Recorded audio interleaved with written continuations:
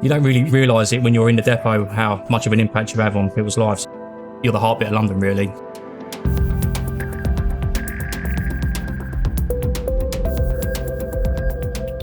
My name's Adam Loveridge. I'm a depot team leader at Northumberland Park Depot. My role is the link between the shop floor and the management for the doors team, allocating daily tasks, making sure to carry that correctly and safely. And I've been working there for nearly 10 years.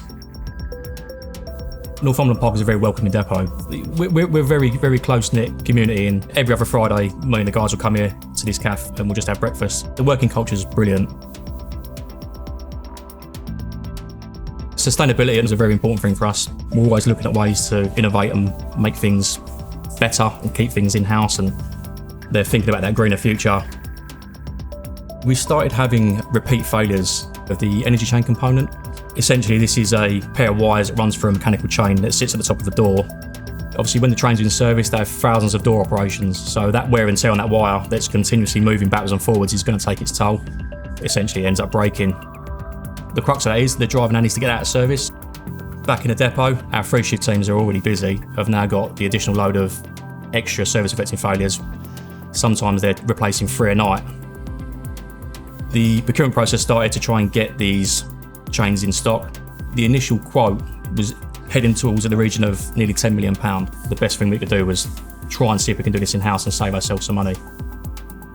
Through the procurement process of finding each individual component, we was able to obviously buy in bulk, and even buying the equipment, we was able to manufacture all the wiring from scratch, pin, crimp, all the electrical testing, it's all done in-house.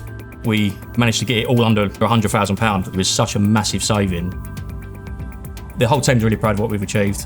Everyone on the team, whether they're management, train maintainer, engineer, everyone's had their input, and it's helped us deliver what we've got now, which is a £10 million saving.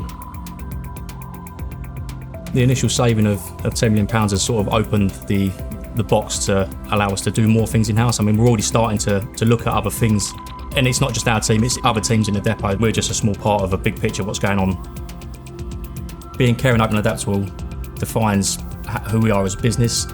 Adaptability to me means to be flexible.